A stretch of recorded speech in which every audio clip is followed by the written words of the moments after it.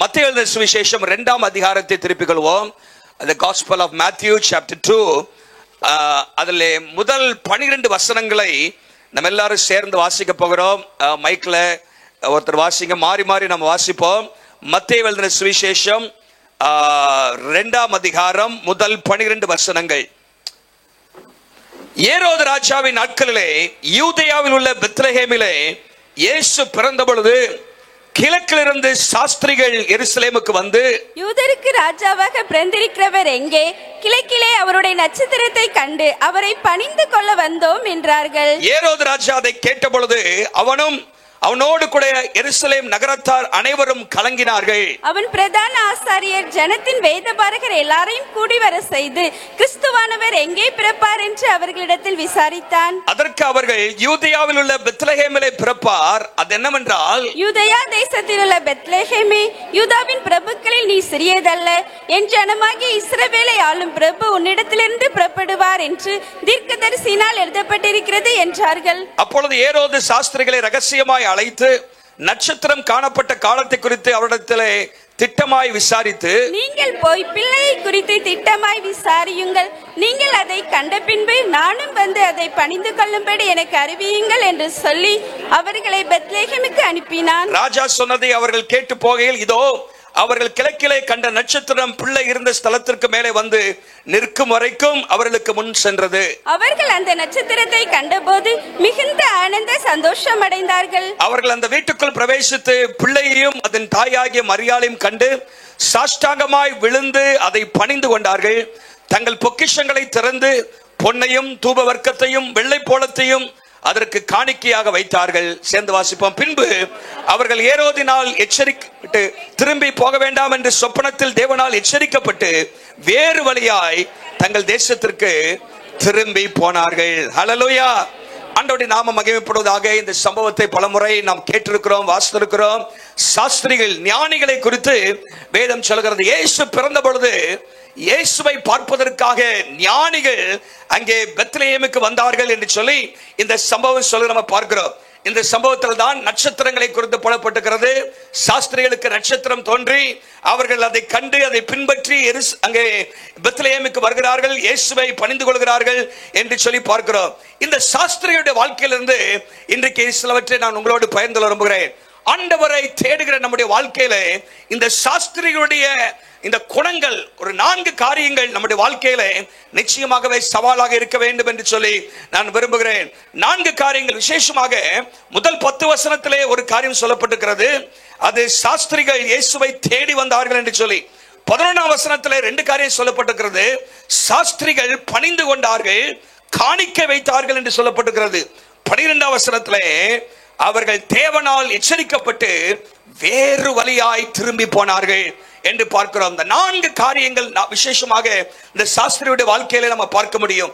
வந்தார்கள், பணிந்து கொண்டார்கள், காணிக்கை வைத்தார்கள், அப்புறம் வேறு வழியாய் திரும்பி போனார்கள். இந்த 4 காரியத்திலிருந்தும் நம்முடைய ஆவிக்குரிய வாழ்க்கைக்கு தேவையான சிலவற்றை நான் உங்களோடு இன்றைக்கு பகிர்ந்து கொள்ள ஆசைப்படுகிறேன். இன்றைக்கு இந்த செய்தியின் தலைப்பு, ஞானிகளை போல இருங்கள், be like the wise men என்கிற தலைப்பிலே நான் உங்களோடு பகிர்ந்து கொள்ள விரும்புகிறேன். அநேகர் இந்த ஞானிகளை குறித்து நீங்கள் கேள்விப்பட்டிருக்கலாம். இங்க விட நீங்க பாத்தீங்கன்னா 3 குதிரை ஒட்டகத்துல வர மாதிரி இருக்குது. ஆனா 3 பேர் வந்தாங்கன்னு சொல்லி இந்த பைபிள் எங்கேயோ இல்ல. எதை வச்சு சொல்றோம்? 3 gift கொடுத்தாங்க, அப்படித்தானே? பொண்ணு, தூப வர்க்கம், வெள்ளை போலம் கொடுத்தனால 3 பேர் 3 gift கொடுத்திருக்கலாம்னு சொல்லி. ஆனா குறைந்தபட்சம் 2 பேருக்கு அதிகமாகவும் அத்தனை நிறைய பேர் இருந்திருக்கலாம். ஏன்னு சொன்னால் சாஸ்திரிகள் அப்படிதான் போட்டிருக்கே தவிர புளூரல்ல இத்தனை பேர் வந்தார்கள் சொல்லி நமக்கு போடவில்லை. அது மாத்திரமல்ல, எங்கிருந்து வந்தார்கள் என்று சொல்லி போடவில்லை, கிழக்கில் இருந்து வந்தார்கள் என்று சொல்லப்படுகிறது. from the east அப்படி என்று சொன்னால் அது மிகவும் தூரமான இடத்திலே கிழக்கிலே பாபிலோன் என்கிற பகுதியிலிருந்து, தற்போது இருக்கிற ஈராக் என்கிற தேசத்தின் பகுதியிலிருந்து அவர்கள் வந்திருக்க கூடும் என்று சொல்லி வேத வல்லுநர்கள் சொல்கிறார்கள். 4 காரியத்தை நான் உங்களோடு பகிர்ந்து விரும்புகிறேன். முதலாவதாக, சாஸ்திரிகள் இயேசுவை தேடி வந்தார்கள். wise men sought Jesus. இயேசுவை தேடினார்கள். இயேசுவை தேடி அவர்கள் கிழக்கில் இருந்து பெத்லகேமுக்கு வந்தார்கள் என்று சொல்லி பார்க்கிறோம். இந்த சாஸ்திரிகள் யார்? ஆங்கிலத்திலே மேஜாய் என்று போடப்பட்டிருக்கிறது, இல்லாவிட்டால் சில மொழிபெயர்ப்பில் வைஸ்மேன் என்று சொல்லி போடப்பட்டிருக்கிறது. அவர்கள் அந்த காலத்திலே அவர்கள் இருந்த பகுதியிலே தத்துவம், மருத்துவம், இன்னுமாக மார்க்கம், அறிவியல் போன்ற பல காரியத்திலே தேர்ச்சி பெற்றவர்கள் தான் இந்த சாஸ்திரிகள். அவர்கள் சாதாரணமானவல்ல, நன்றாக படித்தவர்கள், ஞானிகள் என்று வேதம் சொல்கிறது. அவர்கள் சொப்பனத்திற்கு அர்த்தம் சொல்கிறவர்களாக காணப்பட்டார்கள்.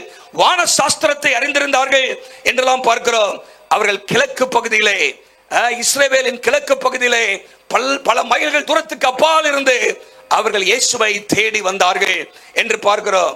பாருங்க, அவர்கள் பாபிலோன்ல இருந்து அந்த பகுதியில இருந்து வந்திருப்பார் என்று சொன்னால் நிச்சயமாகவே அவர்களுக்கு பழைய ஏற்பாட்டு காரியங்கள்லாம் தெரிஞ்சிருக்கும். எப்படின்னு சொன்னா, இஸ்ரவேல் ஜனங்கள் பாபிலோன் எத்தனை வருஷம் இருந்தாங்க? 70 வருஷம் இருந்தார்கள். பாபிலோன் தேசத்திலே அடிமைகளாக இஸ்ரவேல் ஜனங்கள் இருந்தார்கள். அநேகர் அங்கே போய் இருக்கும் பொழுது வேதத்தை அவர்கள் அறிந்திருந்தார்கள், வேதத்தை வாசித்தார்கள், வேதத்தை கற்றுக்கொண்டிருந்தார்கள். அங்கே அவர்களுக்குள்ளாக இந்த வேதத்தினுடைய சத்தியங்கள் பரப்பப்பட்டது. அது மாத்திரமல்ல, அங்கே தானியேல் இருந்தார், எசேக்கியேல் போன்ற தீர்க்கதரிசிகள் இருந்தார்கள். இவர்கள் மூலமாக எப்படியாகிலும் அவர்களுக்கு வேதத்தின் காரியங்கள் அவர்களுக்கு அறிந்திருக்கலாம், சத்தியங்களை அவர்கள் தெரிந்திருக்கலாம். அவர்களுக்கு ஒருவேளை என்னாகமத்தின் புஸ்தகம் 24ஆம் அதிகாரம் 17ஆம் வசனத்தில் சொல்லப்பட்ட வசனமும் அவர்களுக்கு தெரிந்திருக்க வாய்ப்பு இருக்கிறது. அங்கே சொல்லப்பட்டிருக்கிறது, யாக்கோபிலே ஒரு நட்சத்திரம் உதிக்கும், யாக்கோபிலே ஒரு நட்சத்திரம் உதிக்கும் என்று சொல்லப்பட்ட அந்த வசனத்தை அவர்கள் அறிந்திருக்கலாம். ஒரு செங்கோல் இஸ்ரவேலிருந்து எழும்பும் என்கிற காரியத்தில் அவர்கள் அறிந்து திடீர்னு சொல்லி ஒரு நட்சத்திரம் அவங்களுக்கு தோன்றுது. அந்த நட்சத்திரத்தின் மூலமாக அவர்களுக்கு ஒரு வெளிப்பாடு கிடைக்குது. ஆவியானவர் அவர்களோடு பேச ஆரம்பிக்கிறார். இந்த நட்சத்திரத்திற்கு ஒரு விசேஷம் இருக்கிறது. அங்கே அவர்கள் சொல்கிறார்கள், ஒரு நட்சத்திரம் என்று சொல்ல, என்ன நட்சத்திரம் சொல்றாங்க தெரியுமாங்க? அவருடைய நட்சத்திரம் அப்படிங்கிறாங்க. என்ன சொல்றாங்க? we have seen his star அப்படிங்கிறாங்க. அங்க போட்டுருக்கு பாருங்க, என்ன போட்டிருக்கு? அவருடைய நட்சத்திரத்தை. அப்போ அந்த நட்சத்திரத்தில் ஏதோ விசேஷம் இருக்கிறது. இது சிறப்பான ஒரு நட்சத்திரம், இது கடவுள் காண்பிக்கிற ஒரு நட்சத்திரம்.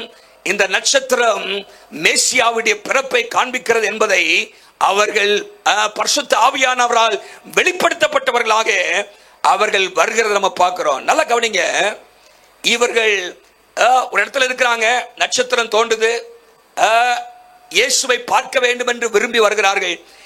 இந்த முழு சம்பவத்திலையும் பார்த்தீங்கன்னா அவங்களுடைய ஒரே ஒரு குறிக்கோள் என்னன்னு சொன்னா, அங்க போட்டுருக்கு பாருங்க 2ஆம் வசனத்துல, யூதருக்கு ராஜாவாக பிறந்திருக்கிறவர் எங்கே?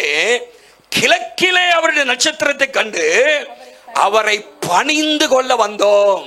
We have come to worship him. அவரை பணிந்து கொள்வதற்காக வந்தோம். அந்த நட்சத்திரத்தை கண்ட மாத்திரத்திலே நாங்கள் ஆயத்தப்பட்டு இந்த நட்சத்திரத்தை பார்த்த மாத்திரத்தில் இயேசுவை, யூதருக்கு ராஜாவாக பிறந்திருக்கிற அந்த இயேசுவை பார்ப்பதற்காக மாத்திரமல்ல, பணிந்து கொள்வதற்காக வந்தோம். 11ஆம் வசனத்திலே அங்கே அவரை கண்டவுடன் விழுந்து பணிந்து கொண்டார்கள். பணிந்து கொள்வதற்காக, ஆராதிப்பதற்காகவே அவர்கள் இயேசுவை தேடி வருகிறார்கள். ஹல்லேலூயா. பாருங்க, இது ஈஸியான ஒரு பயணம் கிடையாது. இயேசுவை குறித்த ஒரு வெளிப்பாடு அவர்களுக்கு கிடைக்கிறது. யூதருக்கு ராஜாவாக ஒருத்தர் பிறந்திருக்கிறார் என்கிற அந்த வெளிப்பாடு அவர்களுக்கு உண்டாகிறது. ஆவியானவர் அதை வெளிப்படுத்துகிறார். இங்கே அதை தேடி வருவதற்கு என்னெல்லாம் கடந்து வந்திருக்கணும், என்னெல்லாம் டிஃபிகல்டிஸ் இருந்துச்சுன்னா 3 காரியத்தை சொல்றேன் பாருங்க. ஒன்று, தூரம், ரொம்ப தூரம். பெத்லகேமிலே, அங்கே எருசலேமிலே அவர்கள் முதல்ல பெத்லகேமிலே பிறப்பார், அவர்களுக்கு தெரியல. எருசலேமுக்கு போகணும், ஏன்னா அரண்மனை அதானே, எருசலேம் தானே அரண்மனை இருக்குது. யூதருக்கு ராஜாவாக பிறக்கிறவர் ஒருவேளை எருசலேம் தான் பிறப்பார் என்கிற நோக்கத்தோட என்ன பண்றாங்க, அவர்கள் வருகிறார்கள். கிழக்கில் இருந்து இஸ்ரவேலுக்கு எருசலேமுக்கு வரணும். அப்ப பாருங்க, அது நீண்ட ஒரு தூரம், சுமார் 1000 மைல்கள், 1500 கிலோமீட்டர், 1000 மைல் அவர்கள் புறப்பட்டு செல்ல வேண்டும். அந்த மயிலை பொருட்படுத்தாதபடிக்கு அவர்கள் அங்கிருந்து புறப்பட்டு வந்தாங்களா. ஹல்லேலூயா. ஏதோ வாங்கிட்டு போனோம் இல்ல, அந்த இயேசுவை, ராஜாவை பணிந்து கொள்ளும்படி 1000 மைல் புறப்பட்டு வந்திருக்கிறாங்க. கொஞ்சம் யோசித்து பாருங்களேன்.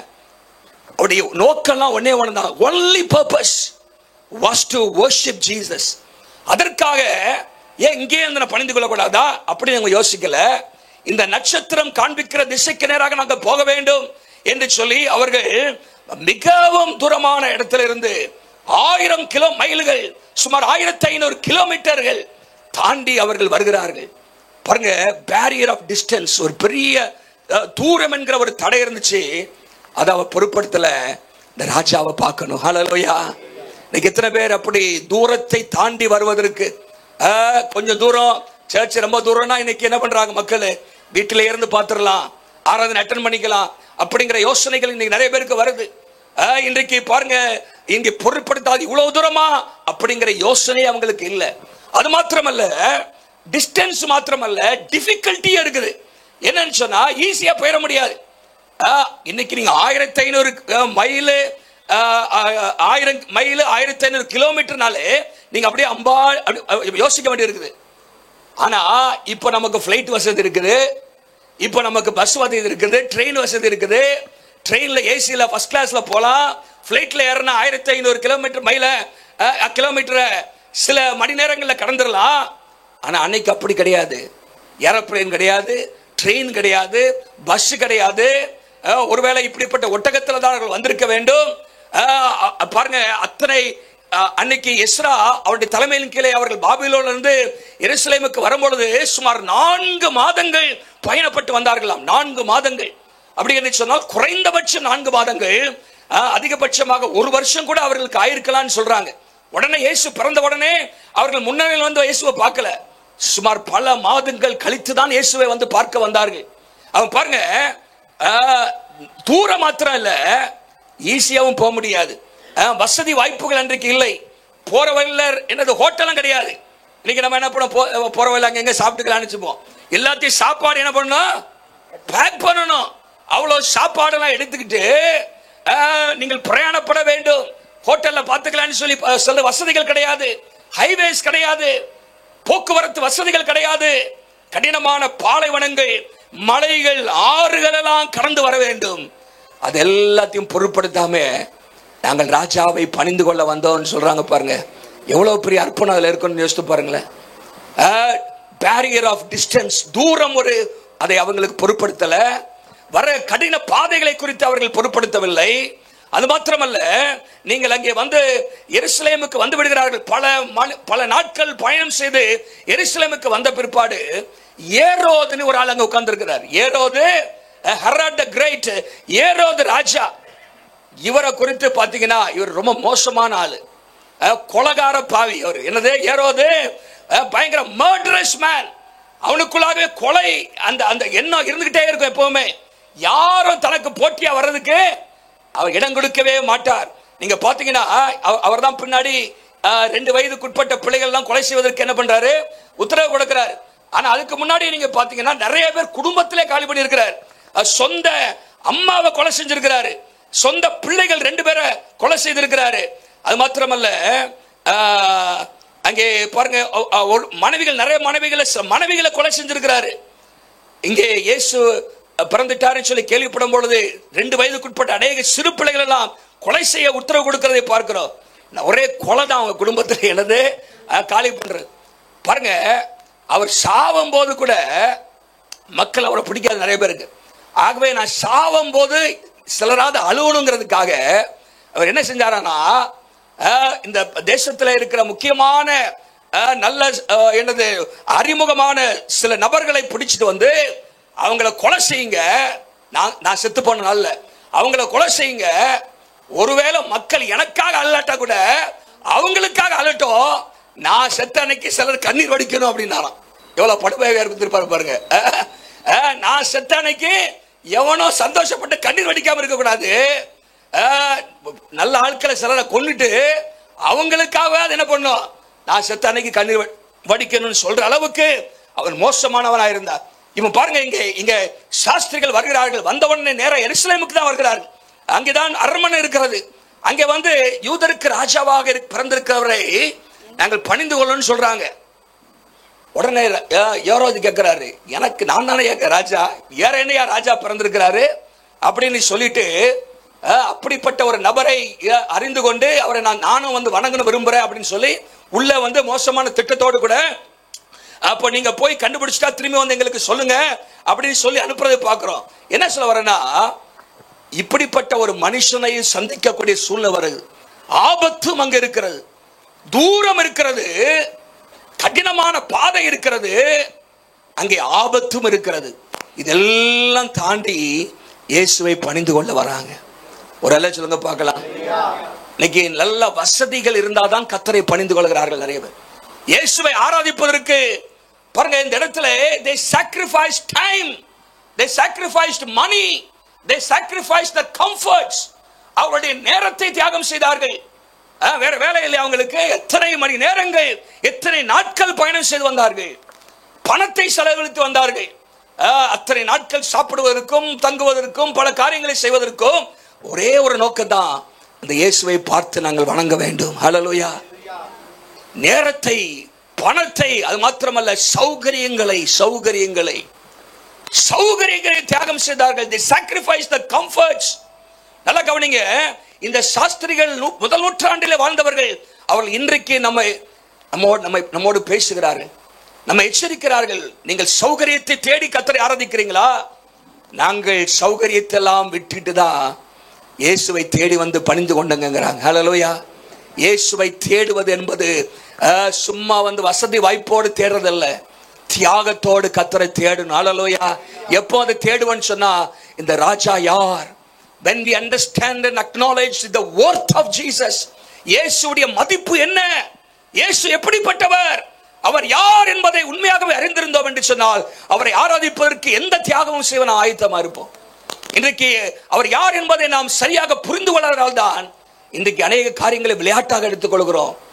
இயேசு ஆராதனைக்குரியவர். அதுக்கு நான் பின்னாடி சொல்றேன். இயேசுவை தேடி வந்தார்கள். ஹல்லேலூயா. அவர்கள் தூரம் ஒரு பொருட்டல்ல. ஹல்லேலூயா. இன்னைக்கு தூரமாய் போய் சில காரியங்களை செய்ய வேண்டும் என்று சொன்னால் நம்ம இயேசுவுக்காக செய்ய ஆயத்தமா இருக்கிறோமா? நம்முடைய நேரத்தை கொடுக்க ஆயத்தமா இருக்கிறோமா? சௌகரியங்களை விட்டுவிட ஆயத்தமா இருக்கிறோமா? wise men, they sought Jesus. பாருங்க, in spite of all these barriers, இவைகள் இத்தனை தடைகள் இருந்தாலும் கூட அவை எல்லாம் தாண்டி வந்தார்கள். ஹல்லேலூயா. நம்முடைய வாழ்க்கையிலும் இயேசுவை தேட வேண்டும், முழு இருதயத்தோடு தேட வேண்டும். ஹல்லேலூயா. வேதம் என்ன சொல்கிறது? காலையிலே இயேசுவை தேட வேண்டும் என்னும் சங்கீதத்தில் நாம் வாசிக்கும் போது நித்தமும் இயேசுவை தேட வேண்டும், நித்தமும் அவருடைய சமூகத்தை தேடுங்கள் என்று வேதம் சொல்கிறது. முழு இருதயத்தோடு அவரை தேடுங்கள் என்று சொல்லப்பட்டிருக்கிறது. முழு பலத்தோடு அவரை தேடுங்கள். எப்படி நம்ம ஆண்டவரை தேடுறோம் இன்றைக்கு? சாஸ்திரிகள் அவர்கள் யூதர்கள் அல்ல, ஆனாலும் அவர்களுக்கு கொடுக்கப்பட்ட வெளிப்பாட்டின்படி அவர்களுக்கு புரிந்திருக்கிறது, யூதருக்கு ஒரு ராஜா பிறந்திருக்கிறார், ஒரு ராஜா பிறந்திருக்கிறார், மேசியா பிறந்திருக்கிறார், இரட்சகர் பிறந்திருக்கிறார் என்பதை அறிந்தவர்களாக இத்தனை காரியத்தின் தாண்டி அவர்கள் வந்து வருகிறார்கள். ஹல்லேலூயா. நேரத்தை பொருட்படுத்தவில்லை, தூரத்தை பொருட்படுத்தவில்லை, கடினமான பாதையை பொருட்படுத்தவில்லை, இருக்கிற ஆபத்தையும் பொருட்படுத்தவில்லை. அவர்கள் கர்த்தரை தேடி வந்தார்கள். ஹல்லேலூயா. தேவனுடைய பிள்ளைகளை நம்ம சற்று யோசித்து பார்ப்போம். இன்னைக்கு கர்த்தரை தேடுகிற தேடுதல் எவ்வளவு ஆர்வத்தோடு நம்ம தேடுகிறோம், எவ்வளவு பர்பஸ்ஃபுல்லா நம்ம தேடுறோம், நோக்கத்தோடு தேடுகிறோமா? சற்று யோசித்து பாருங்க நம்முடைய வாழ்க்கையை. பாருங்க, அவர்கள் சௌகரியத்தை விட்டு அவர்கள் கர்த்தரை தேடினார்கள். இன்றைக்கும் ஆண்டவரை தேடுவதற்காக, முழு இதயத்தோடு தேடுவதற்காக ஆண்டவர் நம்மை அழைக்கிறார். ஞானிகள் கர்த்தரை தேடுவார்கள். ஹல்லேலூயா. ஞானிகள் கர்த்தரை தேடுவார்கள். அப்படிப்பட்ட அந்த தேடுகிற ஒரு இருதயம் இல்லாட்டா நாம் ஞானிகள் அல்ல, ஞானிகள் அல்ல. மதிகேடன் தன் இருதயத்திலே கடவுள் இல்லை என்று சொல்லுகிறான். இவர்கள் என்னடா அங்க பிறந்திருக்கிற அப்படிலாம் நினைக்கல, அங்க போகணும், நாங்க தேடணும். இன்னைக்கு ஞாயிற்றுக்கிழமை ஆராதிப்பதற்கு எவ்வளவு நம்ம தியாகத்தோடு, எவ்வளவு வாஞ்சியோடு, எவ்வளவு விருப்பத்தோடு கர்த்தரை தேடி வருகிறோம். யோசித்து பாருங்கள். ஞானிகள் கர்த்தரை தேடுவார்கள்.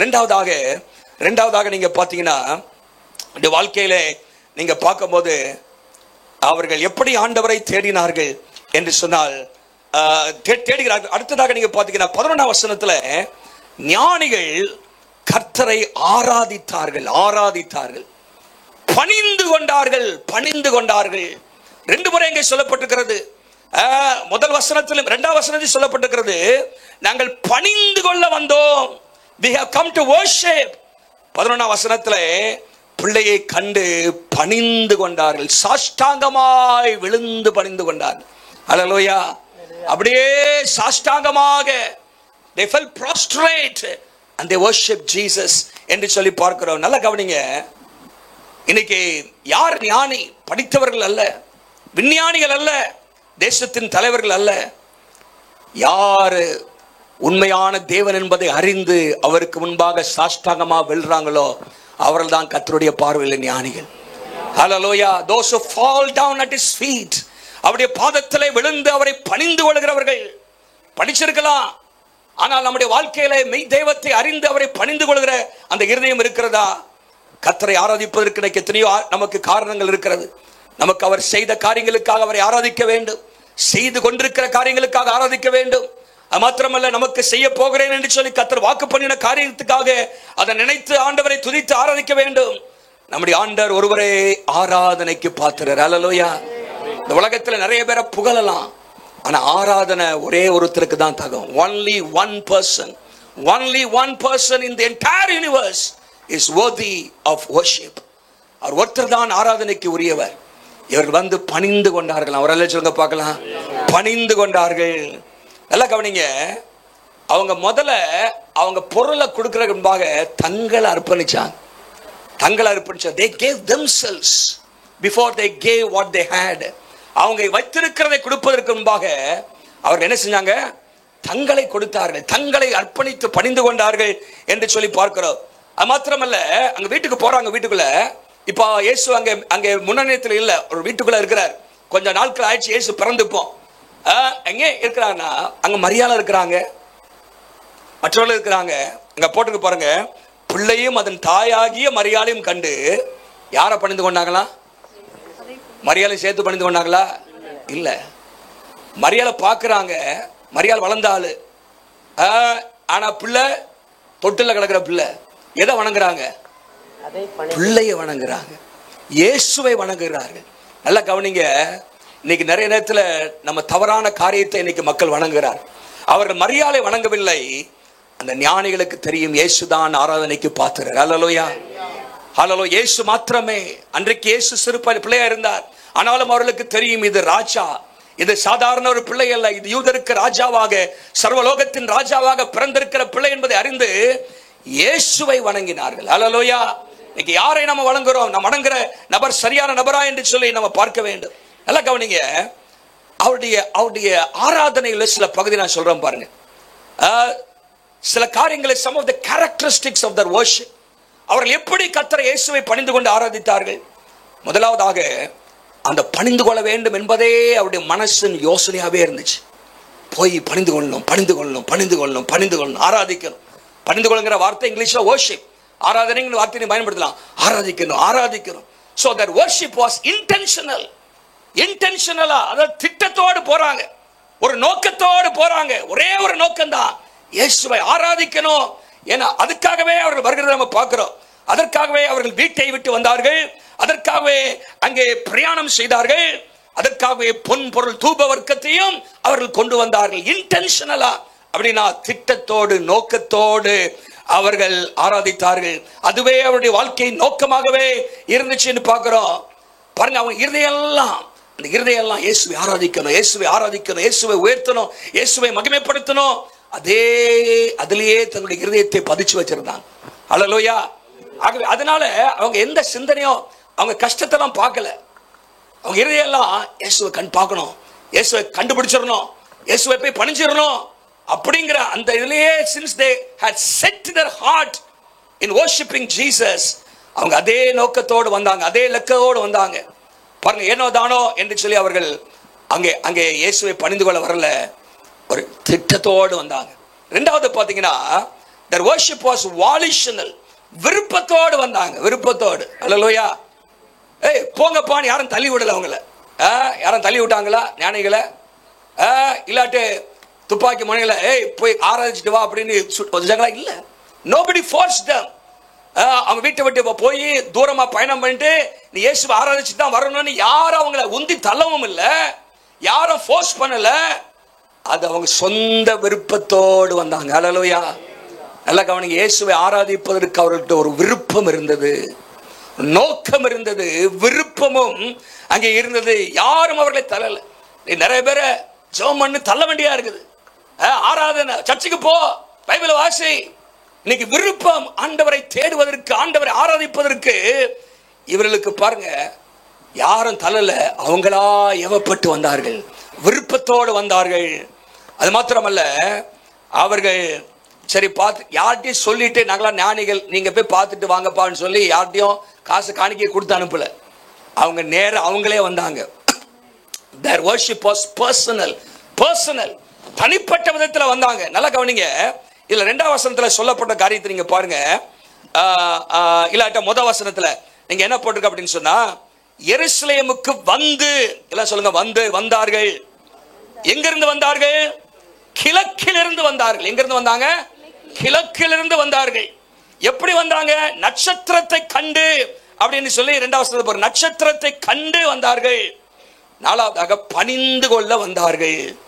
பாருங்க, வந்தார்கள், கிழக்கிலிருந்து வந்தார்கள், நட்சத்திரத்தை கண்டு வந்தார்கள், பணிந்து கொள்ள வந்தார்கள்.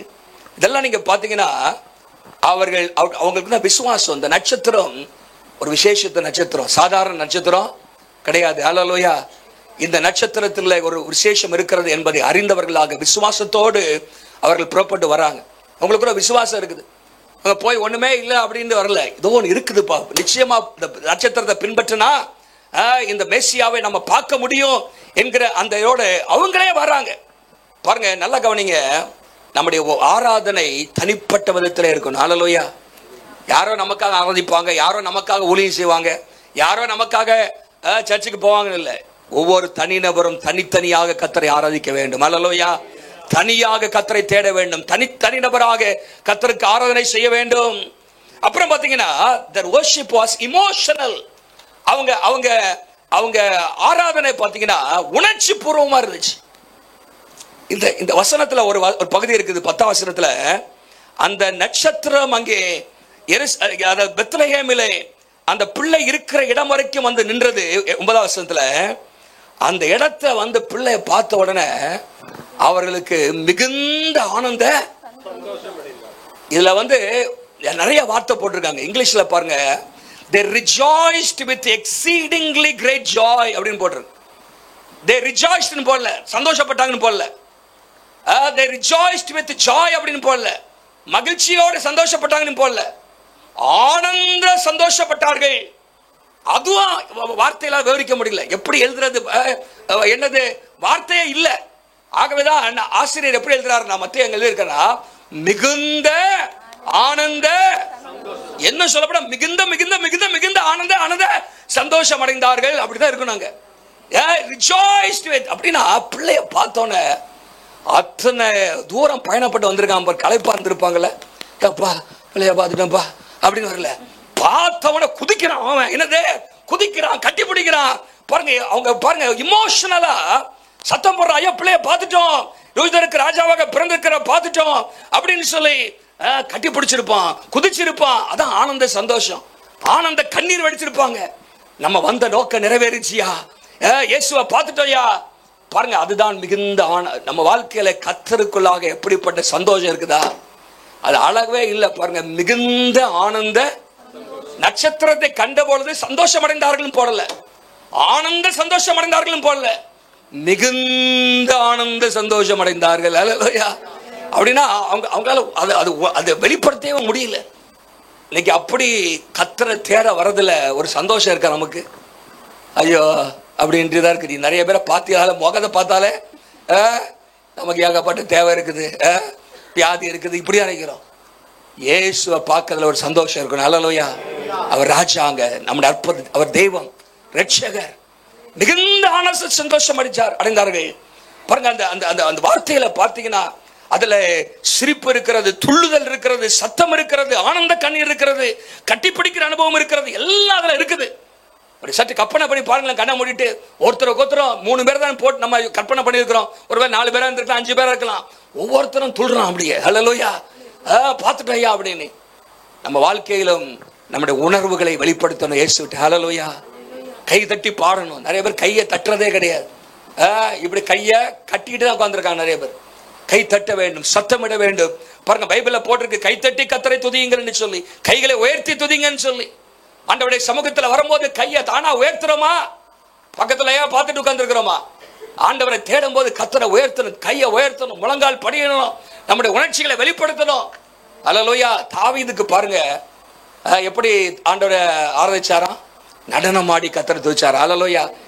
எவனை பார்த்தாலும் பொண்டாட்டியே அங்க திட்டுறா, கேள்வி பண்ற, இப்படி ராஜாவா இருக்கிறீ, டான்ஸ் ஆயிட்டு வருகிறேன், நான் இன்னும் நல்லா டான்ஸ் ஆடுவேன் அப்படிங்கிற. அல்லேலூயா.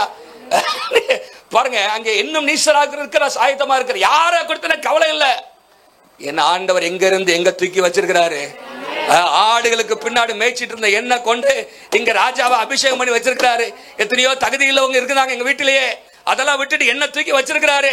அவருக்கு முன்னாடி நான் குதிச்சு துல்லாம சும்மாவா இருப்பேன் அப்படிங்கிறாரு. அல்லேலூயா. கர்த்தர் உங்களை பாவத்திலிருந்து ரட்சித்திருக்கிறாரு. என்ன சந்தோஷம் இருக்கா நமக்கு. ஹல்லேலூயா. கிறிஸ்துமஸ் என்றாலே மகிழ்ச்சி. ஹல்லேலூயா.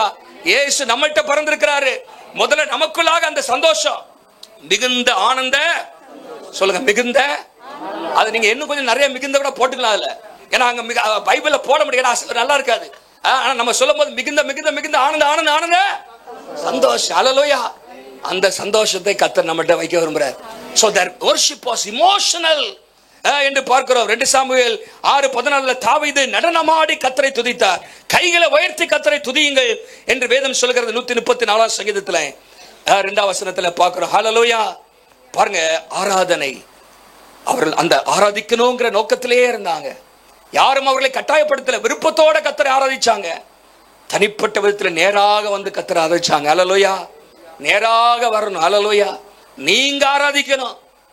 போய் போய் ஆராய்ச்சி காணிக்கப்பட்டு வாணி யாரையும் அனுப்பி வைக்க கூடாது. எனக்கு போல யாராவது போங்க ஊழியம் செய்யுங்கன்னு அனுப்பக்கூடாது. நீங்க கர்த்தரை தேடணும். ஹல்லேலூயா.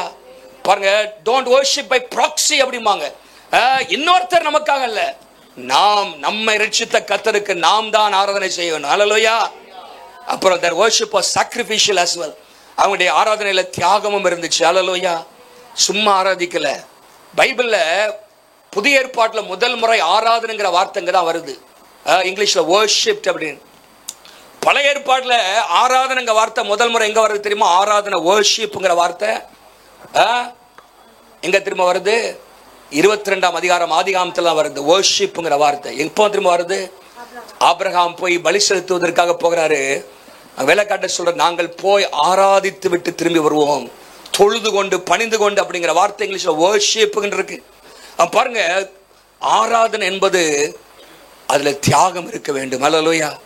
அந்த தன்னுடைய சொந்த குமாரனை பலி செலுத்தி அங்கே ஆராதிக்கிறத பார்க்கிறோம்.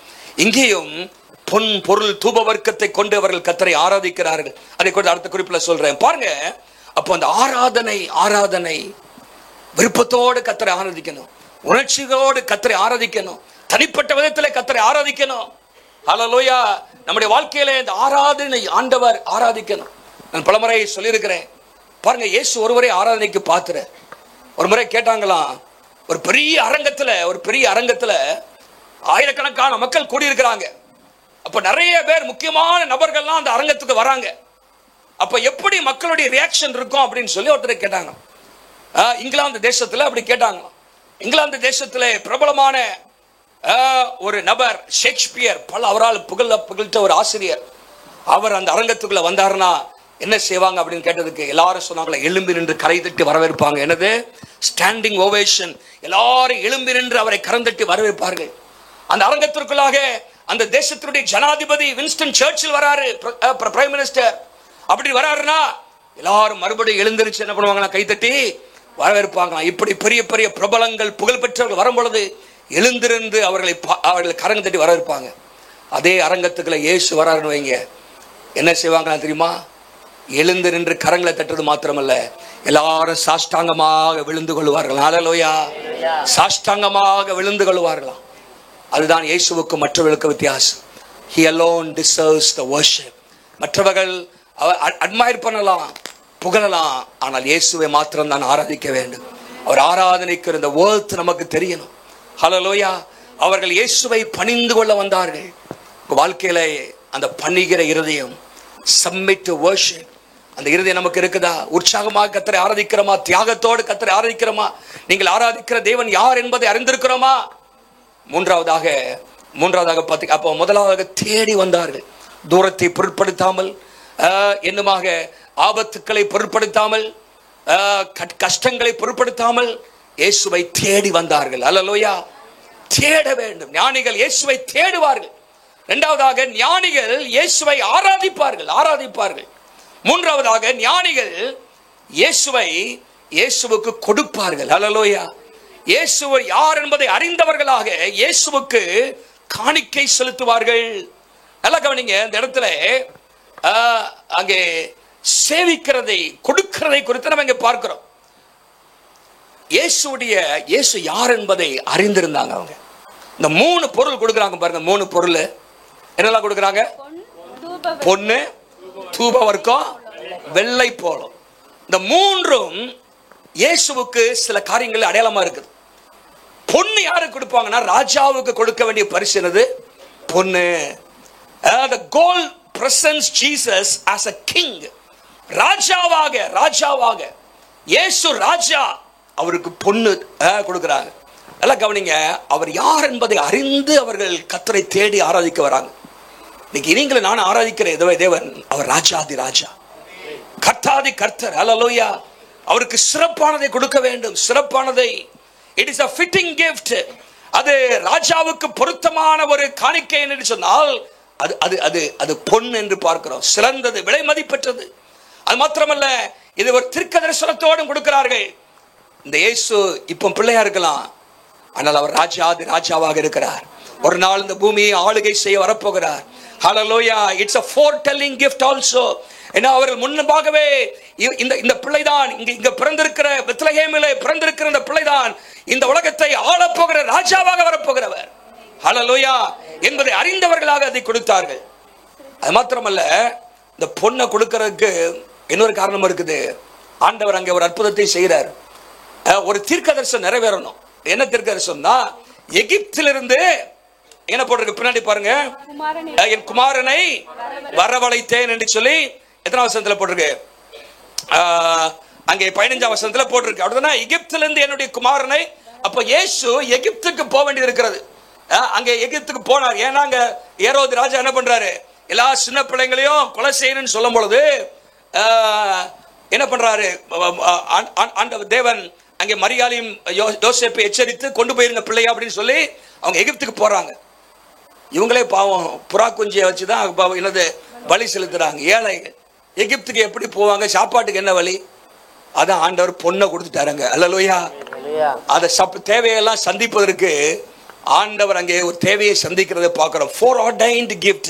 பாருங்க, ஆண்டவர் அற்புதமாக அவருடைய பயணத்தின் செலவுகளுக்காக இந்த காரியத்தை பயன்படுத்தியிருக்க கூடும் என்று சொல்லி ஆசிரியர்கள் சொல்கிறார்கள். அப்ப பாருங்க, ராஜாவுக்கு கொடுக்க வேண்டிய ஒரு பொருள். இரண்டாவதாக தூபவர்க்கம் யார் கையில பார்ப்போம்? ஆசாரியர்கள் priest. இயேசு அவர் பிரதான ஆசாரியர். அல்லேலூயா.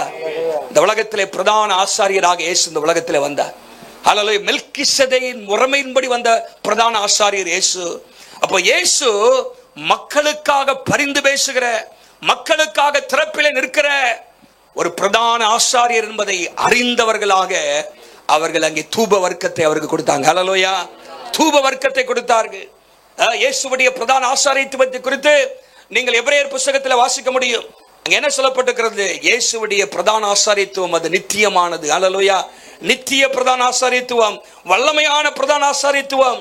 மாத்திரமல்ல, இயேசுவை அந்த ஆசாரியர் மூலமாக நம்ம அங்கே தேவ சமூகத்திலே நம்ம போக முடியும் என்று சொல்லி எபிரேயர் 4ஆம் அதிகாரம் 15-16 வாசிக்கிறோம்.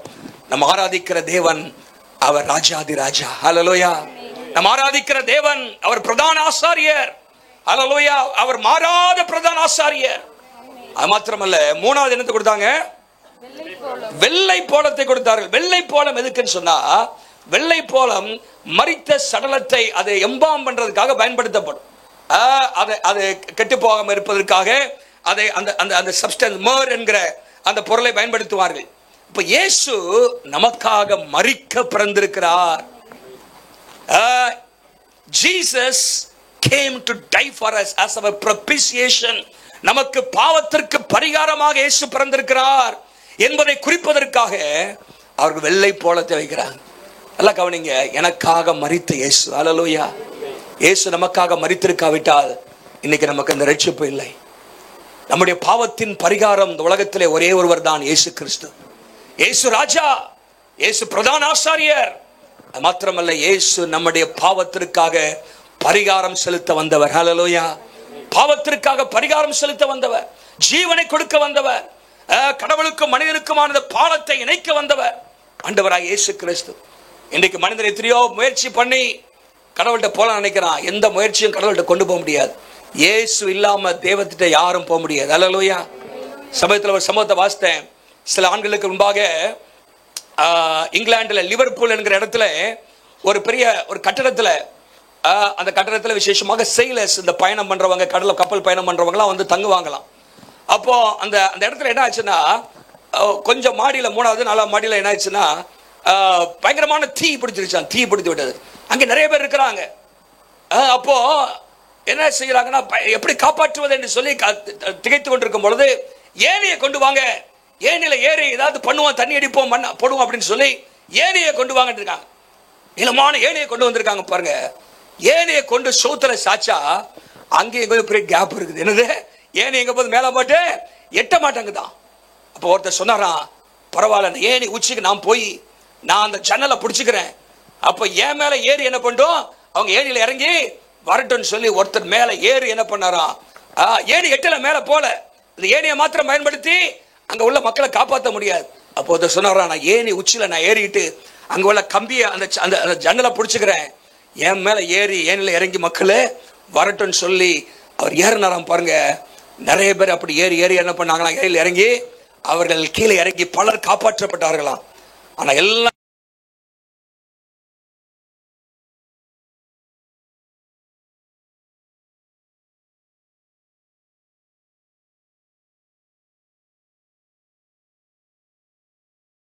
இதுல இருந்து என்ன சொல்றாங்கன்னா, எனக்கு சொல்ல விரும்புறேன்னா, நம்ம என்னதான் ஏணி வச்சாலும் நம்மளால ஆண்டவருடைய இரக்கத்தை பெற முடியாது. நமக்கு ஒரு பரிகாரி தேவை. ஹல்லேலூயா. அவர்தான் சிலுவையிலே நமக்காக ரத்தம் சிந்தினவர், நமக்காக உயிர் கொடுத்தவர். இயேசு மூலமாக தான் நீங்க காப்பாற்றப்பட முடியும். ஹல்லேலூயா. எவ்வளோ பெரிய ஏணி வச்சாலும் நீங்க பரலோகத்துக்கு போக முடியாது இயேசு இல்லாம. ஒரு பாருங்க, நம்முடைய வாழ்க்கையில இயேசு மரிப்பதற்காக அவர் வந்தார் என்று சொல்லி பார்க்கிறோம். பாருங்க, அவர்கள் பொன் தூப வர்க்கம் வெள்ளை போலத்தை கொடுத்தார்கள். இன்னைக்கு நீங்க அதே போய் கொடுக்கணும்னு அவசியம் இல்லை. நீங்க என்னத்தை கொடுக்க போறீங்க? அவர்கிட்ட இல்லாததா நம்மகிட்ட ஆண்டவர் நம்முடைய அன்பை கேட்கிறாரு. ஹல்லேலூயா. நீ என்னை நேசிக்கிறாயா அப்படிதான் கேட்டிருக்காரு தவிர எனக்கு கொஞ்சம் பொண்ணு தருவியா அப்படின்னு கேட்டிருக்காரா? நம்ம உண்மையாகவே இயேசுவை ராஜாவாக, இயேசுவை பிரதான ஆசாரியராக, இயேசுவை நம்முடைய பாவத்திற்கு பரிகாரமாக மரித்தவராக நாம் அறிந்திருப்போம் என்று சொன்னால், கருதுவோம் என்று சொன்னால், நம்முடைய அன்பை அவருக்கு தாராளமாக கொடுப்போம். ஹல்லேலூயா. அவருடைய அன்பை அவருக்கு தாராளமாக கொடுப்போம். அன்பு, என்னை நேசிக்கிறாயா, என்னை நேசிக்கிறாயா என்பதுதான் ஆண்டவருடைய கேள்வி. அது மாத்திரமல்ல, எனக்காக பணி செய்வாயா? யார் என்று காரியமாக போவான்? ஆண்டவருக்காக பணி செய்ய வேண்டும். ஹல்லேலூயா. அதுதான் ஆண்டவர் கேட்கிறார். நம்முடைய திறமைகளை கொடுக்க வேண்டும். நம்முடைய கிஃப்ட் என்ன? இன்னைக்கு பொண்ணு இதெல்லாம் ஆண்டவருக்கு ரெண்டாவது. இதை வைத்துதான் ஆண்டவர் காரியங்கள். ஆனா உங்களுடைய நேரத்தை ஆண்டவர் கேட்கிறாரு, உங்களுடைய அன்பை ஆண்டவர் கேட்கிறாரு, உங்களுடைய பணியை ஆண்டவர் கேட்கிறாரு, உங்களுடைய நேரத்தை ஆண்டவர் கேட்கிறாரு. இதெல்லாம் கொடுக்காம ஆண்டவரை நேசிக்கிறேன்னு சொல்றதுல அர்த்தமே இல்ல. சாஸ்திரிகள் பணிந்து கொண்டார்கள். பாருங்க, அவங்க நேரத்தை கொடுத்தாங்க, பணத்தை கொடுத்தாங்க, எல்லாம் ஒன்னே ஒண்ணுக்கு தான். அவர்களுக்கு தெரியும், யூதருக்கு ராஜாவாக பிறந்திருக்கிறார், மேசியா பிறந்திருக்கிறார், இரட்சகர் பிறந்திருக்கிறார் என்பதை அறிந்தவர்களாக அவருக்காக தங்களையே அர்ப்பணித்தார்கள். ஹல்லேலூயா. சாஷ்டாங்கமாய் விழுந்தார்கள். ஹல்லேலூயா. இந்த வாரத்தில் கொஞ்ச நாளாவது போய் ஆண்டவர் சமூகத்தில் சாஷ்டாங்கமா விழுங்க. ஹல்லேலூயா. ஆண்டவரே, நீங்க இரட்சகர், ராஜாது ராஜா, என்னை ரட்சித்தரே என்று சொல்லி ஆண்டவருடைய சமூகத்தில் பாருங்க, என்னுடைய எல்லாவற்றையும் அவர் பெற்றுக்கொள்ள அவர் பாத்திரராக இருக்கிறார். He deserves to receive all that I have and all that I am. Hallelujah. He deserves. ஆண்டவர் பாத்திரராக இருக்கிறார் என்று சொல்லி பார்க்கிறோம். அவர்கள் கர்த்தரை ஆராதித்தார்கள், தங்களை கொடுத்தார்கள், தங்களுக்கு உள்ளதையும் கொடுத்தார்கள். இன்னைக்கு ஆண்டவர் உண்மையாகவே நீங்கள் இரட்சகராக அறிந்திருப்பீர்கள் சொன்னா, என் ஆண்டவர் இயேசு அவர் ராஜாதி ராஜா, கர்த்தாதி கர்த்தர், சர்வ வல்லமை உள்ளவர், ஆளுகை செய்கிறவர், வரப்போகிறவர் என்பதை நீங்கள் உண்மையாகவே அறிந்து அதை உணர்வீர்கள் என்று சொன்னால், அவருக்கு கொடுக்க வேண்டிய கனத்தையும் அவருக்கு கொடுக்க வேண்டிய காரியத்தை நீங்க கொடுப்பீங்க. ஹல்லேலூயா. அவர் நம்முடைய எல்லாவற்றையும் பெற்றுக்கொள்ள அவர் பாத்திரராக இருக்கிறார். ஹல்லேலூயா. என்னையும் எனக்குள்ளதையும் பெற்றுக்கொள்ள அவர் பாத்திரர். அந்த அர்ப்பணம் நமக்கு தேவை. ஏதோ கிறிஸ்மஸ் கொண்டாடிட்டு ட்ரீயை வச்சுட்டு ஸ்டாரை போட்டுக்கிட்டு கடைக்கு போயிட்டு இருக்கல. உங்களை கொடுத்துருக்கீங்களா? இந்த இயேசுவை சாஸ்திரிகளை போல நேசிக்கிறீங்களா? ஒரு நோக்கம் நம்ம வாழ்க்கையில் இருக்கிறதா? ஹல்லேலூயா. என்னத்தை ஆண்டவருக்காக செய்கிறோம்? நான்காவது ஒரு முக்கியமான ஒரு காரியம் அது சொல்லி முடிச்சிடுறேன். நம்பர் 1, அவர்கள் தேடி வந்தார்கள். நேரத்தை, தூரத்தை, என்னமாக தடை, கஷ்டங்களை, ஆபத்துக்களை எல்லாவற்றையும் பொருட்படுத்தாம தேடி வந்தாங்க. மூன்றாவதாக அவரை ஆராதித்தார்கள், பணிந்து கொண்டார்கள். தனிப்பட்ட விதத்திலே உணர்ச்சி பூர்வமாக விருப்பத்தோடு ஆர்வத்தோடு அவர்கள் பணிந்து கொண்டார்கள். மூன்றாவதாக அவர்களை சேவித்தார்கள், கொடுத்தார்கள். அவருடைய அவருடைய அவருடைய worth, அவருடைய தகுதி என்ன, அவர் யார் என்பதை அறிந்தவர்களாக they acknowledge the worth of Jesus. இயேசுவுடைய அவர் யார், மதிப்பு என்ன, அவர் யார் என்பதை அறிந்திருந்தார்கள். நம்ம வாழ்க்கையில் அவருக்கு கொடுக்காம இருக்க முடியாது. ஹல்லேலூயா. நம்மையும் நமக்குள்ளதையும் கொடுக்கணும். நான்காவதாக அப்போ பின்பு 12ஆம் வசனத்துல பாருங்க. 12ஆம் வசனத்துல அவர்கள் ஏரோதிடத்திற்கு திரும்பி போக வேண்டாம் என்று சொப்பனத்தில் தேவனால் எச்சரிக்கப்பட்டு வேறு வழியாய் திரும்பி போனார்கள். வேறு வழியா என்பது ஒரு முக்கியத்துவம் வாய்ந்ததுங்க. நல்லா கவனிங்க. இப்போ ஏரோது கட்டளை கொடுத்திருக்கிறார். என்ன சொல்லிருக்கிறாரு?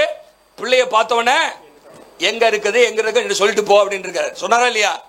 எங்க சொல்லிருக்கிறாரு? அங்கே 8ஆம் வசனத்துல நானும் வந்து அதை பணிந்து கொள்ளும்படி. இது என்னது? பொய். நான் பணிந்து கொள்றதுக்கா? அதை பிள்ளைய காலி பண்றதுக்கு தான் மனசுல நினைச்சிட்டு வாயில என்ன வருது? பணிந்து கொள்றேன் சொல்லி என்ன பண்றாரு? எனக்கு அறிவியுங்கள் என்று சொல்லி அவர்களை பெத்லகேமுக்கு பிள்ளைய பார்த்தேன் என்று சொல்லிட்டு தான் நீங்க போன அப்படின்னு. ஆனா ஆண்டவர் இப்போ சொல்றாரு, அவன் சொல்லிட்டு போறான், நீ என்ன பண்ணு? எச்சரிக்கிறாரு, அங்க போவாத, திரும்பமா எருசலேமுக்கு போவாத, அரண்மனைக்கு போவாத, ஏரோத பார்க்க போவாத, நீ வேற வழியா போ. ஹல்லேலூயா. ஆண்டவர் இன்னொரு ரூட்டை காமிச்சு என்ன சொல்றாரு? எச்சரிக்கப்பட்டு வேறு வழியாய் தங்கள் தேசத்துக்கு. நல்லா கவனிங்க. இந்த சாஸ்திரிகள் அவர் யூதர்கள் அல்லன்னு சொன்னேன், ஆனாலும் தேவ சத்தத்தை கேட்கிறவர்களாக இருந்தார்கள்.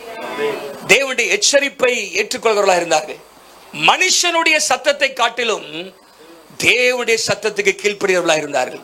ஒரு ஆள் சொல்லுங்க பார்க்கலாம். ஏரோது ராஜா சொல்லியிருக்கிறாரியா, போயிட்டு போயிருவோம் அப்படின்னு சொல்லல. கர்த்தர் சொல்றாரு, போவாத, நீ போக மாட்டேன்னு போறாங்க. ஹல்லேலூயா. இன்னைக்கு நிறைய இடத்துல we obey man rather than God, but these people, these wise men, they obeyed God rather than man. அவர் மனுஷனுக்கு இல்ல, கர்த்தருக்கு கீழ்ப்படிந்தாங்க. அதையும் நம்ம அங்க பார்க்கிறோம். இன்னொன்னு நல்லா கவனிங்க. வேறு வழியாய் அப்படின்னா இதுல என்ன சத்தியம் அப்படின்னா, கிறிஸ்துவை ஒரு மனுஷன் சந்தித்த பிற்பாடு அவன் ரூட்டு மாறணும். ஹல்லேலூயா. ரூட்டு சந்திச்ச பிறகு பழைய ரூட்டிலே போக கூடாது. பக்கத்துல பார்த்து சொல்லுங்க, சந்திச்ச பிறகு பழைய ரூட்டிலே போவாத, ரூட்டு மாறணும். இங்க பாருங்க, இங்க போட்டிருக்கு வேறு வழியாய். they have met Jesus now and they are going in a different route. அங்க வந்த ரூட் வேற, இப்போ தேவனால் எச்சரிக்கப்பட்டு அவர்கள் ரூட்டு மாறுறாங்க. சில ஆள் சந்திச்ச பிறகு அதே ரூட்ல தான் போவான், பழைய வாழ்க்கையே தான் இருக்கும். அதே பொய் சொல்றது, அதே இது, அதே காரியங்கள், பழைய வாழ்க்கை, கோபம். இந்த ரூட்ல இருக்கக்கூடாது. நம்ம வாழ்க்கையின் வழி மாற வேண்டும். நீங்க பாத்தீங்கன்னா அந்த இடத்துல ஆண்டவர் நம்மை வழி நடத்துகிற கர்த்தர். ஆண்டவர் தம்முடைய வசனத்தின் மூலமாக நம்மை வழி நடத்துகிறார், எச்சரிக்கிறார். ஆண்டவர் சத்தியத்தின் பாதையில நம்மை நடத்துகிறார். வாழ்க்கையின் பலவிதமான கேள்விகளுக்கு ஆண்டவர் தம்முடைய வார்த்தையிலே பதிலை வைத்திருக்கிறார். ஒரு மனுஷன் இயேசுவை ஏற்றுக்கொண்ட பிற்பாடு அவனுடைய வாழ்க்கை வழிகள், முறைகள் மாற வேண்டும். ஹல்லேலூயா. நல்லா கவனிங்க. அதுல போடப்பட்ட வார்த்தை என்னன்னு சொன்னா, அதுல சொல்லப்பட்ட வார்த்தை அங்கே எத்தனாம் வசனத்துல, அங்கே 12ஆம் வசனத்துல another way அப்படின்னு போட்டிருக்கு. வே அப்படிங்கிற வார்த்தை கிரேக்ல ஹோடோஸ். சொல்லுங்க, ஹோடோஸ். ஹோடோஸ் அப்படின்னா வே அப்படின்னு அர்த்தம். அதுக்கு அந்த வார்த்தை 101 முறை புதிய ஏற்பாட்டில் சொல்லப்பட்டிருக்கு. 101 முறை, 101 டைம்ஸ் அந்த வார்த்தை, இந்த ஹோடோஸ் என்கிற வார்த்தை பயன்படுத்தப்பட்டிருக்கிறது. அதுக்கு வித்தியாசமான விதத்திலே மொழிபெயர்த்திருக்கிறார்கள். எப்படிலாம் சொன்னா, நீங்க 7ஆம் அதிகாரத்தில் வரும்பொழுது இடுக்கமான வழி, விசாலமான வழி, வழி என்று போறாங்க. அந்த வழிங்கிறது ஹோடோஸ் என்கிற வார்த்தை. என்னமாக மார்க்கம் 21 அதிகாரத்தில் மத்திய 21:32 அங்கே யோவான் நீதியின் மார்க்கத்தை உங்களுக்கு தெரிவித்தான் சொல்லப்பட்டிருக்கு. அங்கே ஹோடோஸ் என்கிற வார்த்தை. என்னமாக அப்போஸ்தலர் நடபடிகள்ல கிறிஸ்தவத்துக்கு ஒரு பேர் என்ன தெரியுமா? மார்க்கம். அந்த மார்க்கம் த வேன்னு அர்த்தம். The way, the capital the, way capital W, the way. கிறிஸ்தவ மார்க்கத்திற்கே ஒரு பேர் என்ன? மார்க்கம். இதுதான் மார்க்கம், இந்த வழி அப்படிங்கிற காரியத்தை இங்க சொல்லப்பட்டது. நீங்கள் 19 அதிகாரம் 9 வசனம், 19 அதிகாரம் அப்போஸ்தலர் 23 வசனம், 24 அதிகாரம் 22 வசனம், இன்னும் நிறைய இடத்துல இருக்குது. the way of Christian faith. நல்லா கவனிங்க. இந்த வழி என்கிறது ஒன்று பாதை என்கிற அர்த்தத்திலும் போட்டிருக்குது, லிட்டரலா. ஃபிகரேட்டிவா நம்முடைய வாழ்க்கை முறை, வாழ்க்கை நடத்தை என்பதற்கு ஹோடோஸ் என்கிற வார்த்தை பயன்படுத்தப்பட்டிருக்கு. என்னது? வேறே வழினா வேறே வாழ்க்கை முறை, வேறே பாதை. வாழ்க்கையிலே வித்தியாசமான பாதைகளை பின்பற்ற வேண்டும். நல்லா கவனிங்க. இயேசுவை ஏற்றுக்கொண்ட பிற்பாடு நம்முடைய வழி எப்படிப்பட்ட வழியா திரும்ப இருக்கணும்? அது இடுக்கமான வழியா இருக்கணும். ஒரு சொல்லுங்க பார்க்கலாம். விசாலமான வழியில போனீங்கன்னா எங்க போய் விழுவீங்க? பாதாளத்துல. எங்க தான் போய் விழுவீங்க? அது நேரா விசாலமா இருக்கும், வண்டி நல்லா போயிட்டு இருக்கும். சமீபத்தில் ஒரு போட்டோ எங்கேயோ பார்த்தேன். இந்த பாம்பன் பாலத்தில் GPS போட்டு வந்திருக்கிறான். கரெக்டாக பாம்பன் பாலம் அங்கே இல்லை, பாம்பன் பாலம் தானே பாருங்க. அங்கே அந்த பக்கம் கடல் தான் இருக்குது, அங்கே இடிஞ்சு கிடக்குது. அது அவன் போன GPS பார்த்துட்டு போய் நேராக போய் டபார் கடலில் வந்துட்டான். பார்த்தீங்களா இல்லையா படத்தை? பேப்பரே பார்க்கறது இல்லையோ? தோத்துறேன். நல்லா, நீங்கள் பைபிளே வாசிட்டு இருப்பீங்க போலுக்கு. நல்லதுதான். பாருங்க, GPS காரனை கம்ப்ளைண்ட் பண்ணியிருக்கிறான். நேரம் எடுத்து நேராக கடலுக்குள்ள கொண்டு விட்டுருச்சு. அதை பாருங்க. நம்முடைய வாழ்க்கையில் அகலமான அது ஒரு பக்கம் இருக்கட்டும், அகலமான பாதை இல்ல பாதாளத்துக்கு போவோம். நம்முடைய GPS எதுனா பைபிள் தான். ஹல்லேலூயா. நீங்க வேர்ல்டு GPS எல்லாம் பாத்தீங்க எங்கேயாவது போய் இடிக்கும். ஆனா இது கர்த்தருடைய பாதை. ஹல்லேலூயா. இது குறுகிய பாதையை காட்டுகிறது. ஹல்லேலூயா. இடுக்கமான வாசல். கிறிஸ்தவ வாழ்க்கை என்பது இடுக்கமான வழியாய் பிரயாணம் பண்ணுகிற ஒரு வாழ்க்கை. இரண்டாவதாக அது நீதியின் பாதை. மத்தேயு 21:32 நீதியின் மார்க்கம். இந்த மார்க்கத்திலே அநீதி இல்லை, இந்த மார்க்கத்திலே நீதி தான் இருக்கிறது. நீதி, இடுக்கமான வழி, நீதியின் வழி. அப்போஸ்தலர் 2:28 சொல்லப்பட்டிருக்கிறது அது ஜீவ மார்க்கம். இந்த மார்க்கத்திலே ஜீவன் இருக்கிறது. ஹல்லேலூயா. இங்கே மரணம் இல்லை, ஜீவன், ஜீவனை கொடுக்கிற மார்க்கம். It's a living way, it's a narrow way, it's a righteous way. அப்படிப்பட்ட மார்க்கத்தை தான் இந்த வேதம் நமக்கு காண்பிக்கிறது. நல்லா கவனிங்க. அந்த ரூட் மாறணும். ஹல்லேலூயா. நம்முடைய வாழ்க்கையில இயேசுவை சந்தித்து விட்டோம் என்னும் பழைய வாழ்க்கையிலே, பழைய பொய் வாழ்க்கையிலே, பழைய குடிக்கிற வாழ்க்கையிலே, புகைப்பிடிக்கிற வாழ்க்கையிலே, பழைய தவறான தொடர்பில் இருக்கிற வாழ்க்கையிலே இருப்போம் என்று சொன்னால் நாம் இயேசுவை சந்திக்க வேண்டிய விதத்தில் சந்திக்கவில்லை, இயேசுவை அறிய வேண்டிய விதத்தில் அறியவில்லை, அவரை இரட்சகராக நாம் அறியவில்லை, பரிகாரியாக அறியவில்லை, ராஜாவாக அறியவில்லை. நம்முடைய வாழ்க்கையில் அவர் அறிந்திருந்தால் வேறு வழி திருப்பப்பட வேண்டும். ஒருவன் கிறிஸ்துவுக்குள் இருந்தால் புதிய சிருஷ்டியா இருக்கிறான். பழையவைகள், பழைய ரூட்டு ஒளிந்து போச்சு, புது ரூட்டு மாட்டார் ஆண்டவர். ஹல்லேலூயா. அந்த ரூட்டு தான் அந்த பைபிள் ரூட்டு. ஹல்லேலூயா. நான் ஒரு நடுவில் ஒரு மீட்டிங்ல கூட சொன்னேன், நாகமான் என்கிற ஒரு மனுஷனை குறித்து நம்ம பார்க்கிறோம். அப்படிதானே? நாகமான் அவனும் புறஜாதி தான். சீரிய படைத்தலைவன் அங்கே இருக்கிறத பார்க்கிறோம். உதவியா அவன் படைத்தலைவனா இருக்கிறான் சீரிய ராஜாவுடைய அந்த படையில. அவனுக்கு என்ன இருந்துச்சு? குஷ்டரோகம் இருந்துச்சு. அந்த சிறுப்பிள்ளை போய் அங்கே எலிசாவை பார்க்க சொல்றான். எலிசாவை பார்க்கிறார். எலிசா யோர்தான் நதியில முங்க சொல்றாரு. அவன் முதல்ல அவன் ஆயத்தமாயில, பின்பாக முங்கி என்ன பண்ண சுகமாயிடுறான். சுகமானவன் அவனுக்கு பெரிய சந்தோஷம். அவன் என்ன தெரியுமா தீர்மானம்? அவன் அந்நிய தெய்வங்களை பின்பற்றினவன், அந்நிய தெய்வங்களுக்கு பலிகளை செலுத்தினவன், புறஜாதி மார்க்கத்தை சேர்ந்தவன், ஒரு படைத்தலைவன், ஒரு பெரிய ஒரு வீரன். ஆனால் கர்த்தரை சந்தித்து விட்டான், கர்த்தருடைய அன்பை ருசித்து விட்டான், ஆண்டவரால் சுகத்தை பெற்று விட்டான். அவன் சொல்ற ஒரு வார்த்தை என்ன தெரியுமா? வாசிங்களேன். 2 ராஜாக்கள் 5ஆம் அதிகாரம் 17ஆம் வசனத்துல ஒரு வார்த்தை சொல்றான். ரொம்ப கோவேறு கழுதைகள் சுமக்கத்தக்க 2 இரண்டாவது பகுதி வாசி. இனியில இருந்து ஆரம்பிங்க. இனி கர்த்தருக்கு பாருங்க. உமது அடியேன், இரண்டாவது பகுதியை நல்லா அண்டர்லைன் பண்ணி வச்சுங்க பைபிள்ல. உமது அடியேன் இனி கர்த்தருக்கே அல்லாமல் அந்நிய தேவர்களுக்கு சர்வாங்க தகனத்தையும் பலியும் செலுத்துவதில்லை. இங்கிலீஷ்ல your servant will never again, சொல்லுங்க, never again, your servant will never again make sacrifices to any other god but the Lord. கர்த்தருக்கே அல்லாமல் வேற எந்த தெய்வத்திற்கும் நான் பலி செலுத்த மாட்டேன்னு சொல்ற. ஹல்லேலூயா. ஆண்டவருடைய அன்பை ருசிச்சிட்டாங்க. இயேசு யார் என்பதை, கர்த்தர் யார் என்பதை தீர்க்கதரிசி மூலமாக கண்டுகொண்டார். சொல்ல எடுக்கிற தீர்மானம், இனி கர்த்தருக்கே அல்லாமல் ஒரு அல்ல சொல்லுங்க பார்க்கலாம். அங்கே இதுவரைக்கும் அந்நிய தேவர்களுக்கு நான் சர்வாங்க தகனை பலி செலுத்தினேன். ஆனா இனி இப்போ ஆண்டவருடைய அன்பையும் வல்லமையும் நான் ருசித்து விட்டேன். இனி கர்த்தருக்கே அல்லாமல் ஒரு அல்ல சொல்லுங்க பார்க்கலாம். உங்க வாழ்க்கையில் அப்படிப்பட்ட தீர்மானம் எடுக்கணும். இந்த ஞானிகள் வேறு வழியாய் திரும்பி போனார்கள். They went back in a different route, different way. நம்ம வாழ்க்கையிலும் அப்படிப்பட்ட தீர்மானங்கள் அவசியம். ஆண்டவரை அறிந்திருந்தால் உண்மையாகவே அவர் ராஜாதி ராஜாவாக, அவரை பிரதான ஆசாரியராக நமக்காக திறப்பில் இருக்கிறவர், அது மாத்திரமல்ல நமக்காக சிலுவை சுமந்து மரித்து இந்த விலையேற பெற்ற ரட்சிப்பை நமக்காக தந்த இந்த இயேசுவை நாம் அறிந்திருந்தால் நம்முடைய வாழ்க்கை பாதை மாறணும். ஹல்லேலூயா. இந்த கிறிஸ்துமஸ் நாட்களில் நம்முடைய வாழ்க்கை பாதை மாறணும். வேறு வழி, கிறிஸ்டியன் லைஃப் ஸ்டைல், இது குறுகிய பாதை, இது விசாலமான வழி அல்ல.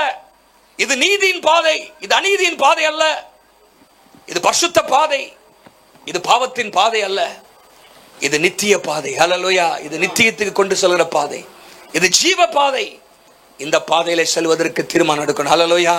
அங்க போட்டுக்கு பாருங்க, என்னென்ன சொல்ல குறிப்புனா, wise men sense God's leading and go in his way.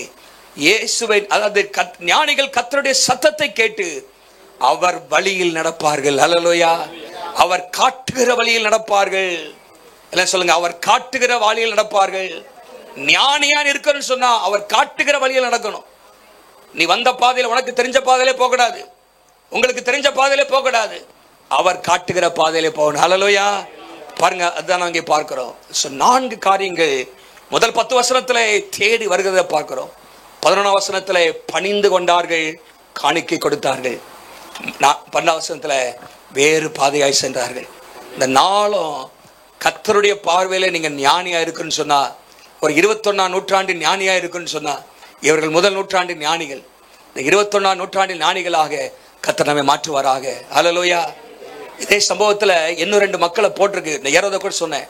இன்னும் 2 பேர் யாருன்னு சொன்னா, பிரதான ஆசாரியர்கள். அதுதானே போட்டிருக்கு. அங்க அங்க எத்தனை வசனம்? 4ஆம் வசனத்துல, அவன் பிரதான ஆசாரியன் ஜனத்தின் வேத பாரகரையும் கூடி வர செய்து, இப்ப இவங்க எருசலேமுக்கு வந்துட்டாங்க. யாரு? ஞானிகள், சாஸ்திரிகள். அவங்க எருசலேமில் தான் இயேசு பிறந்திருப்பாரு நினைச்சு அந்த ரூட்ல வந்துட்டாங்க. ஆனா இப்போ விசாரிக்கிறாரு ஏரோது, சாஸ்திரி எல்லாம் கூப்பிட்டு, இந்த மாதிரி சொல்றாங்களேப்பா, எங்க பிறப்பாரு கொஞ்சம் சொல்லுங்க. இந்த அளவுக்கு டக்குனி பைபிள் தெரிஞ்சிச்சு. எந்த வசனம் சொல்றாங்க? மீகா 5ஆம் அதிகாரம் 2ஆம் வசனத்தை சொல்றாங்க. பெத்லஹேமிலே அவர் பிறப்பார், யூதேயாவிலே ஆயிரங்களுக்குள் சிறிதா இருந்தாலும் யூதருக்கு ராஜாவாக இயேசு எங்க பிறப்பாரு? பெத்லஹேமிலே பிறப்பாருன்னு சொன்ன உடனே திரும்பியும் நட்சத்திரத்தை காட்டுற பாதையில போறாங்க. அவங்க இங்க பாருங்க, யாரு? பிரதான ஆசாரியர்களுக்கு பைபிள் தெரியும், இயேசு எங்க பிறப்பாருன்னு அவங்க ஏற்கனவே இவங்க சொல்றாங்க. நட்சத்திரத்தை பார்த்தோம், இங்க எங்களை அழைத்து வந்திருக்கிறாரு அப்படின்னு சொன்னோன்னா ஏரோது மூலமா தெரிஞ்சுக்கிறாங்க. அப்படியா? நீங்க நட்சத்திரத்தை பாத்தீங்களா? இயேசு இங்கதான் பிறப்பாரு, வாங்க வாங்க போலாம் போலாம் அப்படின்னு சொல்லி என்ன பண்ணிருக்கணும்? அந்த சாஸ்திரிகள் எங்க இருந்து வந்திருக்கிறான்? கிழக்குல இருந்து சாஸ்திரி வந்திருக்கிறான். இங்க இருக்கிற பிரதான ஆசாரிகள், வாப்பா நாங்களும் வழிகாட்டுறோம், நாமளும் போவோம், லெட்ஸ் கோ, குடும்பத்தை கூட்டிட்டு போவோம் அப்படின்னு இல்லாம, எருசலேம்ல இருந்து பெத்லகேம் 5 மைல் தான். 5 மைல் தான். எவ்வளவு தூரம்? 5 மைல், 8 கிலோமீட்டர். 2 மணி நேரத்துல போய் சேர்ந்துடலாம். 2 மணி நேரத்துல போய் சேர்ந்துடலாம். ஆனா பிரதான ஆசாரியர்களும் அங்க வேத பாரகரும் அங்க போல. அவங்களுக்கு வேதம் தெரியும், ஆனா கர்த்தரை தெரியாது. லைஃப்லெஸ் ரிலிஜன், ஜீவன் இல்லாத ஒரு மார்க்கத்தை பின்பற்றி கொண்டிருந்தார்கள். இயேசு எவ்வளவு உற்சாகம் அடைஞ்சிருக்கணும். இவங்களுக்கு பாருங்க, துள்ளி குதிக்கிறான், ஆனந்த சத்தம் போடுறான். இந்த மக்கள் பெத்லகேம்ல பிறப்பாருன்னு பைபிள்ல சொல்லப்பட்டு தெரிஞ்சோ, வாங்க போலாம், சேர்ந்து போலாம் அப்படின்னு சொல்லியிருக்கணும்ல. இல்லாவிட்டால் நீங்க போங்க, பின்னாடி குடும்பத்தை கூட்டிட்டு வரோம் அப்படின்னு சொல்லியிருக்கணும். ஒண்ணுமே சொல்ல, எங்கேயுமே போய் பார்க்கவே இல்லை. they missed. பாருங்க, அநேகர் இன்னைக்கு பைபிள் தெரியுது, கிறிஸ்தவ குடும்பத்திலாம் பிறந்திருக்கிறோன்னு சொல்றோம். ஆனா நிறைய நேரத்தில் ஆண்டவர் யார் என்பதை உணராதபடிக்கு செத்த மார்க்கத்தை பின்பற்றி கொண்டிருக்கிறோம், பாரம்பரியத்தை பின்பற்றி கொண்டிருக்கிறார்கள். நம்முடைய வாழ்க்கையில ஜீவனை பின்பற்றுகிறவர்கள் ஆர்வத்தோடு இயேசுவை தேடி போவாங்க. அல்லேலூயா. இன்னொரு மனுஷன் ஏரோது, அவன் கொலைகார பாவி, நான் சொன்னேன். அவன் பாருங்க, அவன் திட்டம்லாம் அவன் கண்டுபிடிச்சிட்டு வா, அவன் இயேசு கொலை செய்ய நினைச்சிட்டு இருக்கிறான். பாருங்க, அவனும் போகவில்லை, அவனுக்குள்ளாக இருந்த ஆவியும் சரியில்லை. அவனுக்கு எல்லாமே இருந்தது, அதிகாரம் இருந்தது, அந்தஸ்து இருந்தது, பணம் இருந்தது, பதவி இருந்துச்சு. ஆனா இயேசுவை பார்க்க வேண்டும் என்கிற ஞானம் இல்லை. Herod had pomp, power, prestige, positions and even position, but he was not wise. அவன் ஞானம் இல்லை அவன்கிட்ட. இவ்வளவு பேர் சொல்றாரு, போய் பாப்போம், நானும் வரேன்னு சொல்லி போயிருக்கணும்ல. 5 மைல் தான், 8 கிலோமீட்டர் தான் எருசலேமில் இருந்து பெத்லகேம். எருசலேம் இங்கன்னா ஸ்ரீரங்கம் பகுதியில் வச்சுக்கலாமே, அதை தாண்டிங்களா சமயபுரம் 8 கிலோமீட்டர் இருக்குமா? நீங்க இருங்கலூர்ல இருந்து வரீங்க, எவ்வளவு தூரம் சிஸ்டர்? இருங்கள 18 கிலோமீட்டர் தாண்டி வந்திருக்கிறாங்க பாருங்க தேடி. இவன் ஏறாவது 8 கிலோமீட்டர் போக மாட்டேங்கிறாங்க. அங்க என்னது, அங்க சாஸ்திரிகள் போல, மணிக்கு சாஸ்திரிகள் பிரதான ஆசாரியர்கள், அங்க வேதபாரர்கள் போல. அவங்க கர்த்தரை அறியவில்லை. ஹல்லேலூயா. யார் என்பதை உணரவில்லை. ஆனா எங்கேயோ தூரத்தில் 1000 மைலுக்கு அப்பாற்பட்டு இருந்த சாஸ்திரிகள் இயேசு யார் என்பதை உணர்ந்திருந்தாங்க. ஹல்லேலூயா. அவர் ரட்சகர், அவர் ராஜா, அவர் சர்வ வல்லமை உள்ளவர், அவர் உலகை ஆளப்போகிற ராஜா என்பதை அறிந்து அவர் 1000 மைல் தாண்டி வந்தாங்க. ஒரு அல்லல் சொல்ல பார்க்கலாம். இன்னைக்கு கர்த்தரை தேடுகிற அந்த இருதயம் நமக்கு இருக்குதா? ஆண்டவரை பணிந்து கொள்கிற அந்த ஆர்வம் இருக்கிறதா? வேறே பாதைகளை செல்கிற அந்த தீர்மானம் இருக்கிறதா? கர்த்தருடைய சத்தத்தை கேட்டு வேறு பாதைகளை செல்கிறவர்கள் தான் ஞானிகள். அல்லேலூயா. இந்த 4 காரியத்தை வீட்டில் போய் சிந்தித்து பாருங்க. என்னுடைய தேடுதல் எப்படி இருக்கிறது? How is my seeking? என்னுடைய தேடுதல் எப்படி இருக்கிறது? என்னுடைய ஆராதனை எப்படி இருக்கிறது? தேவனுக்கு கொடுக்கிற காரியம் எப்படி இருக்கிறது? 4வதாக, வேறு பாதைகளை, கர்த்தரை சந்தித்த பிற்பாடு வேறு பாதைகளை நான் சென்று கொண்டிருக்கிறேனா? ஜீவ பாதைகளை, நீதியின் பாதைகளை, இடுக்கமான பாதைகளை, நித்தியத்தின் பாதைகளை சென்று கொண்டிருக்கிறேனா, இல்லாட்டு பழைய பாதைகளை சென்று கொண்டிருக்கிறேனா என்கிற கேள்வியை நம்ம கேட்டு பார்ப்போம். நல்ல எளிமையாக